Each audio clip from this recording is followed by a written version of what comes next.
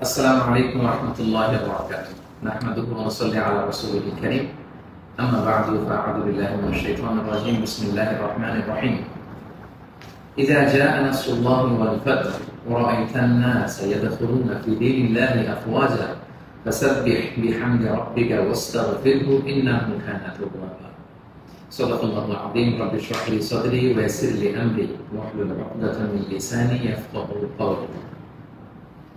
আল্লাহ তাআলার শুকরিয়া আদায় করছি যে আল্লাহ তাআলা আমাদেরকে একটি গণ বিপ্লব শেষে, একটি গণ অভ্যুত্থান শেষে একটি নতুন বাংলাদেশ দেখবার সুযোগ করে দিয়েছেন। আমরা করছি আলহামদুলিল্লাহ ওয়া শুকরুলিল্লাহ। আল্লাহ তাআলার শুকরিয়ার পাশাপাশি আমি এই বিপ্লবের সাথে গণ বিপ্লব, গণ অভ্যুত্থানকে যারা নেতৃত্ব দিয়েছেন, লিড দিয়েছেন, এটাকে যারা সমর্থন জুগিয়েছেন, তাদের সবাইকে প্রাণ ঢালা শুভেচ্ছা এবং অভিনন্দন জানাচ্ছি।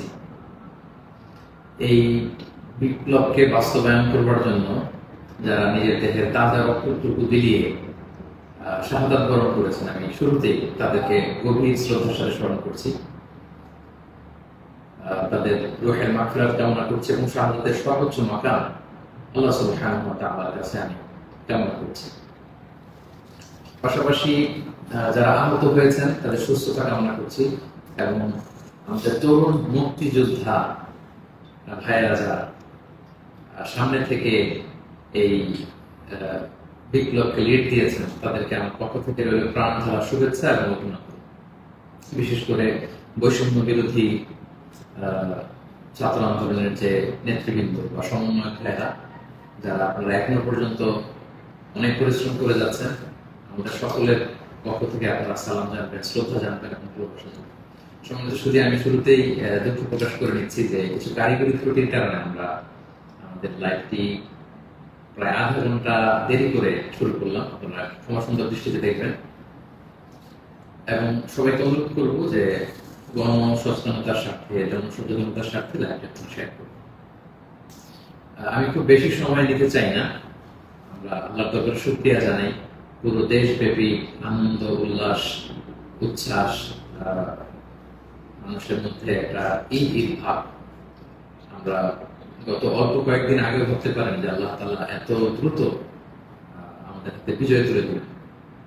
তো আমরা আল্লাহর দরবারে কায়মুবারকে শুকরিয়া জানাচ্ছি, শুকরগুজার হচ্ছি, লাখো কোটি শুকর এবং সুজুদ জানাচ্ছি এবং যারা এটাকে বাস্তবায়ন করেছেন তাদের কৃতজ্ঞতা জানিয়ে শুরু করছি। আমি অল্প কয়েকটি কথা রিমাইন্ডার হিসেবে আপনাদের সাথে শেয়ার করে আজকে লাইভটি শেষ করতে চাই।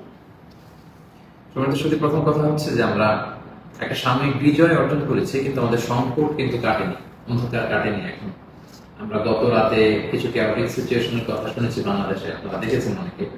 আমি নিজেও খুব ক্লোজলি ফলো করছিলাম, সারা রাত ঘুমাতে পারিনি, ফজর করে আমি ঘুমিয়েছি। তো এজন্য আমাদেরকে সজাগ থাকতে হবে,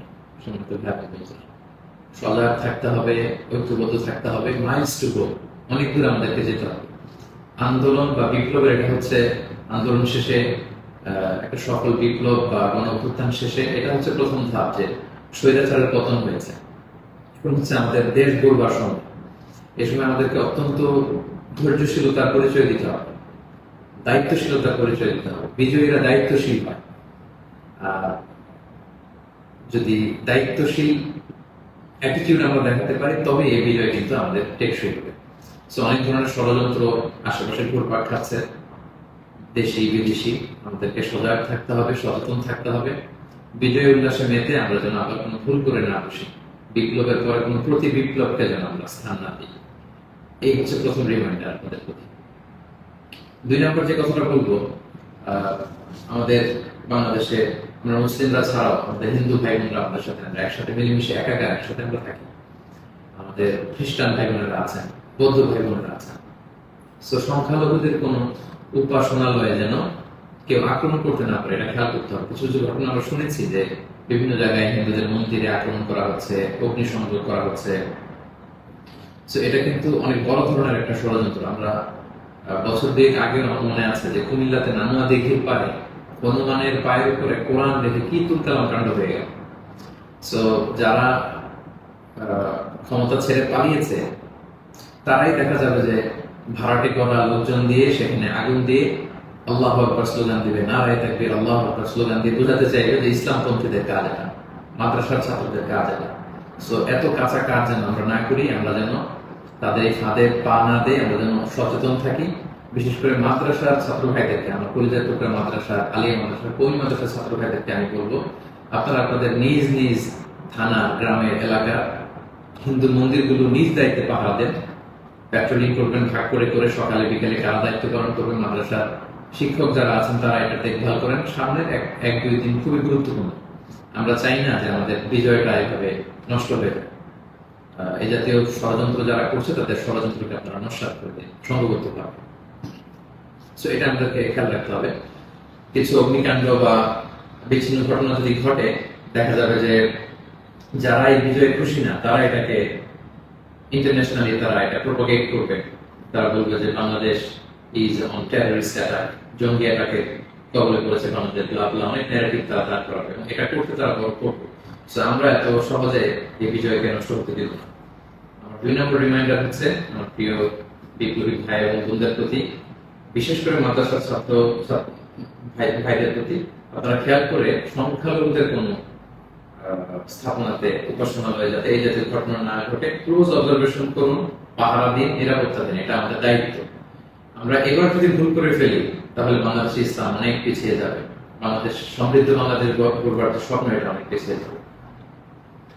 3 নম্বর যে কথাটি আমি শেয়ার করতে চাই সেটা হচ্ছে, আমরা প্রায় বলি যে ইতিহাসের সবচেয়ে বড় শিক্ষা হচ্ছে যে মানুষ ইতিহাস থেকে শিক্ষা নেয়। আমরা যেটা দেখলাম প্রায় 1.5 যুগ ধরে বা 1.5 দশক ধরে যে ক্ষমতাসীন দলটি ছিল, তারা যখন আজকে বিদায় নিল, বিদায় তো না, বেসিকলি তারা বাধ্য হয়ে ক্ষমতা ছেড়ে পলায়ন করেছে। তো তাদের বিদায়টা আসলে কেমন হলো যদি আমরা একটু বিশ্লেষণ করি, অ্যানালাইসিস করি, যে আপনার ক্ষমতার দাপটে বাকি মহিষে এক ঘাটে পানি খেতে এরকম অবস্থা। এসএসএফ আপনাকে সিকিউরিটি দিত, আপনার সামনে বহর, পেছনে বহর, কত সিকিউরিটি, কত ন্যাশনাল প্রোটোকলের ব্যবস্থা আপনি করেছেন। কিন্তু আজকে বিদায়টা আপনার কেমন হয়েছে? পুরো দেশব্যাপী গণধিক্কার, ঘৃণা, বদয়া ছাড়া কিছু আপনি হাসিল করতে পারবেন। সো এ থেকে আমাদের রাজনীতিবিদদের, আমাদের সকলের শিক্ষা গ্রহণ করা উচিত। আপনার বিদায় কেউ কাঁদেনি, কেউ কোনো সংবর্ধনা দেয়নি, সহমর্মিতা জানায়নি, বরং আপনার অস্তিত্বই ছিল হুমকির মুখে।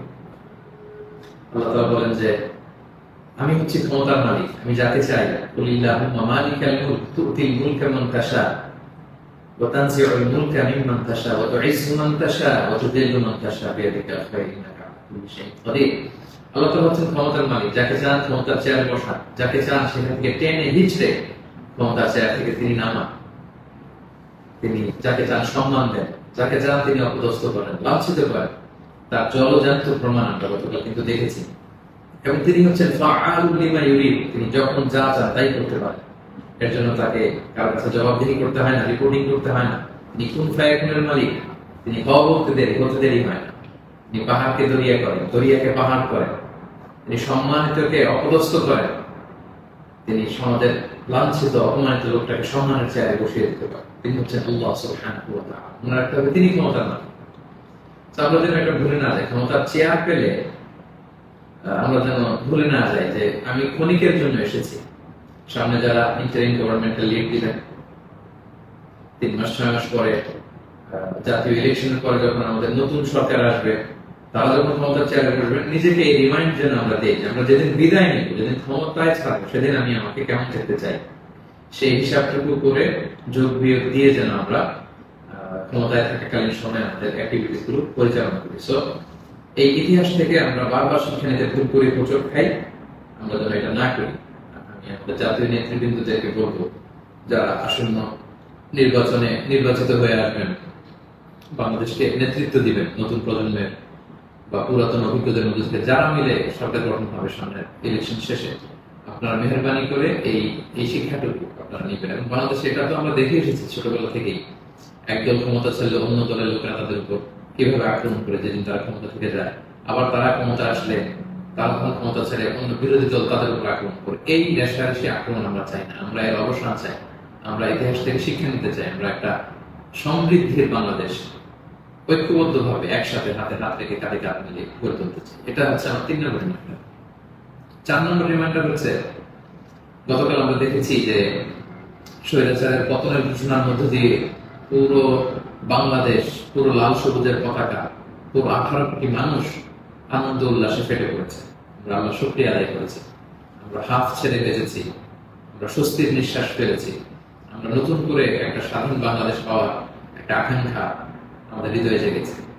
শুধু কিন্তু দুঃখের ব্যাপার হলো আমরা মাঝে মাঝে আবেগে অথবা লোভে পড়ে অথবা হৃদয়ের জ্ঞান হারিয়ে এমন কিছু করে ফেলি যেটা আমাদের এই বিজয়কে, আমাদের অ্যাচিভমেন্টকে প্রশ্নবিদ্ধ করে, এটা ন্যায্যতাকে প্রশ্নবিদ্ধ করে। গতকাল আমরা দেখেছি যে উল্লাসিত জনতা তারা জাতীয় সংসদ ভবনে ঢুকে পড়েছে, গণভবনে ঢুকে পড়েছে, সেখানে যে লুটপাট, চুরি, যা বলা যায় এগুলো সব ধরনের কাজগুলো করেছে এবং এগুলো কিন্তু লাইভ ব্রডকাস্ট হয়েছে, বিশ্বব্যাপী ছড়িয়েছে। আপনারা আসলে কি মেসেজ দিলেন? আমাদের দেশের ছাত্র জনতা তারা কি লুটপাট করে? যারা ক্ষমতা ছেড়ে পালালো তারা তো এটাকে ইন্টারন্যাশনালি প্রোপাগান্ডা বানাবে যে দেখুন কিরকম লুটপাট, চুরি, আক্রমণ এগুলোর মধ্যে দিয়ে তারা গণভবনকে দখল করছে, তারা একটা ইস্যু বানাবে। তো এই ব্যাপারটাকে আমি খুবই অপছন্দ করেছি, খুবই।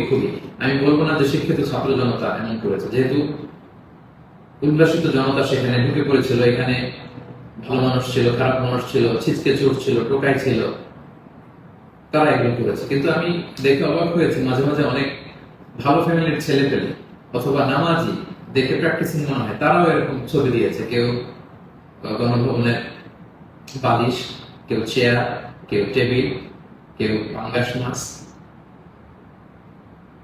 কেউ ফ্রিজের খাবার, যে যেরকম পেরেছে পরিলুট করেছে। তার এটা আমার চোখে এসেছে এবং গণভবনের নেম প্লেট নিয়ে আসছে। তো এই এতটুকু বিবেকবোধ বা চিন্তা শক্তি কি আমাদের নাই যে এটা তো রাষ্ট্রীয় সম্পদ, নিজের সম্পদ না, এটা তো ভাগবটওয়ালা হচ্ছে না।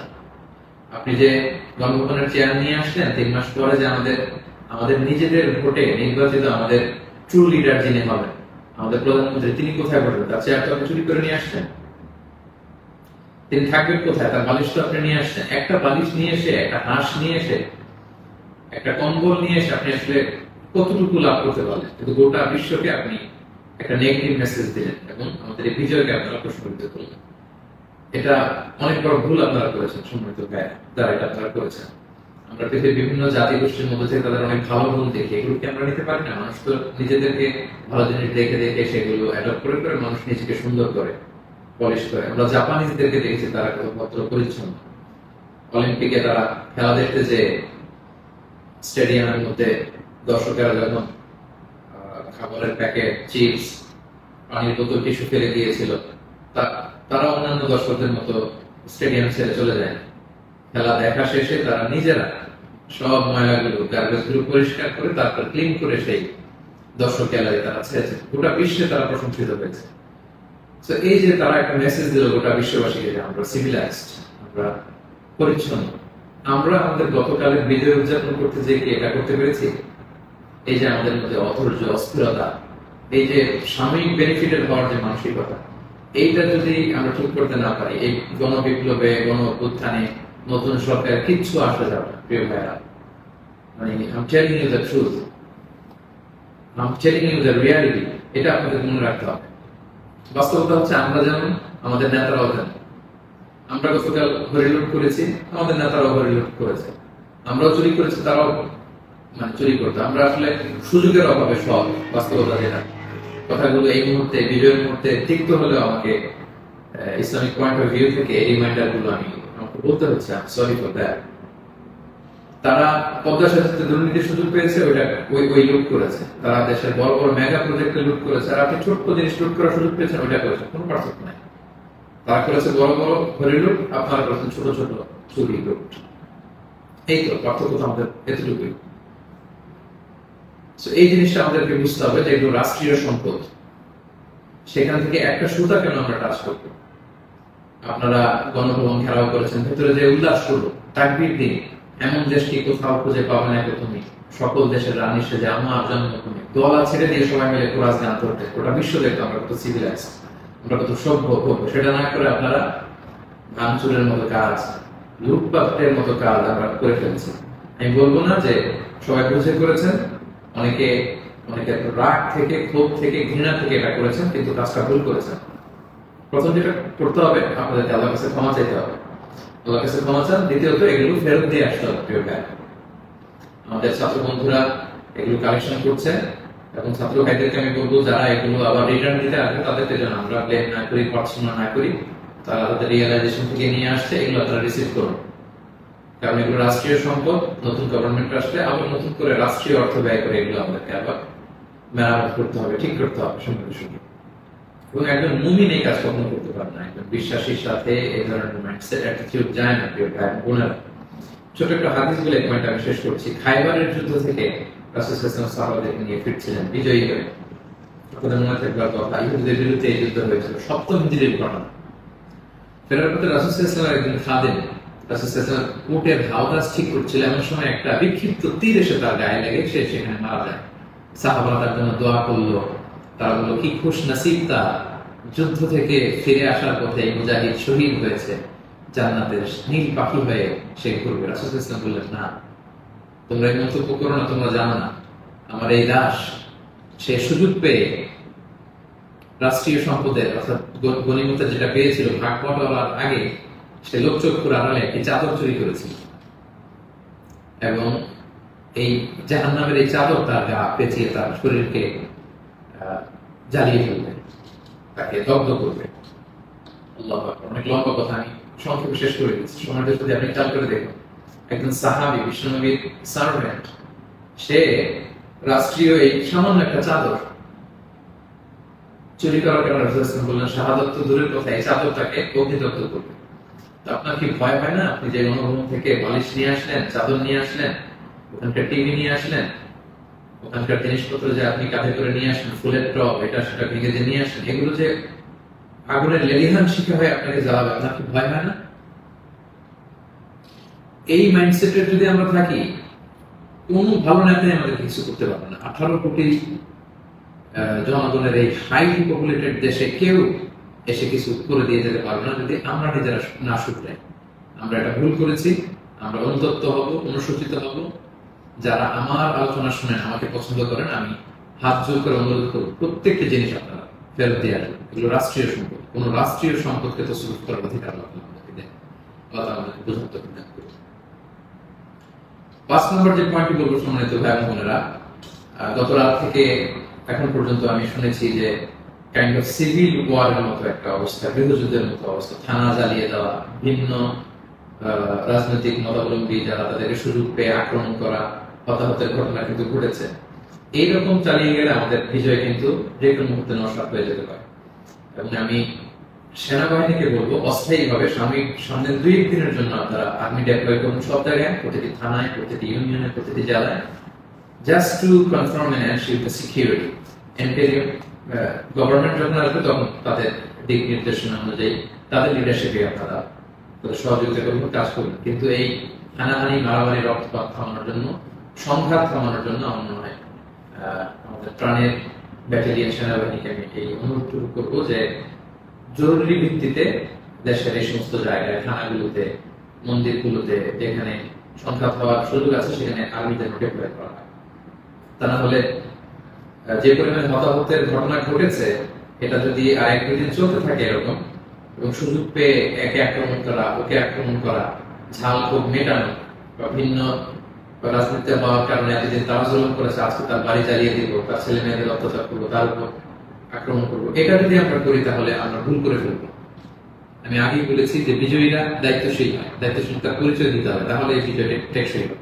তা না হলে এভাবে লুটপাট শুরু হলে বলবে যে এই স্বৈরাচারী সরকার একজন দেশে ভালো ছিল, এখন তো দেখে দেশের অবস্থা আরো খারাপ। এরকম কোন কমেন্ট যদি কেউ করার সুযোগ না পায়, কেউ যেন এই চান্স নিতে না পারে, একটা গৃহযুদ্ধের দিকে যেন আমরা চলে না যাই। আল্লাহ তাআলা আমাদের দেশকে হেফাজত করুক। এবং যারা বড় বড় অপরাধী ছিল, ক্রাইম করেছে, অবশ্যই তাদেরকে আইনের হাতে তুলে দিন, তাদেরকে ধরে রাখুন, বেঁধে রাখুন, পুলিশের হাতে দিন, সেনাবাহিনীর হাতে দিন, সংঘবদ্ধ ভাবে তাদেরকে আটকে রাখুন, তাদেরকে দেশ ছাড়তে, দেশ থেকে পালাতে বাধা দিন। এই কাজটুকু করুন। এটি ছিল 5 নম্বর রিমাইন্ডার। 6 নম্বর রিমাইন্ডার, খুব রিসেন্টলি হোপফুলি আজকে ইন্টারিম গভর্নমেন্টের রূপরেখা কেমন থাকবেন সেটা বলা হবে। খুবই গুরুত্বপূর্ণ, জন্য আমি লাইভও দেরি করতে চাচ্ছি না, আমি উৎসুক হয়ে আছি এই নিউজ শুনবার জন্য। কিন্তু বর্তমানে যেহেতু সেনাবাহিনী সবকিছু নেগোসিয়েট করছে এবং আমাদের বৈষম্য বিরোধী ছাত্র আন্দোলনের ভাইদেরকে, সেনাবাহিনীর দায়িত্বশীলদেরকে আমি বলবো যে এখনো কিন্তু সন্ত্রাসী গোষ্ঠী বা অপশক্তি দেশের বিভিন্ন জায়গায় আছে। বিশেষ করে আমরা বিভিন্ন সময় দেখেছি যে ছাত্রদের হাতে আমরা রামদা, হকি স্টিক, তারপর অস্ত্র আমরা দেখেছি।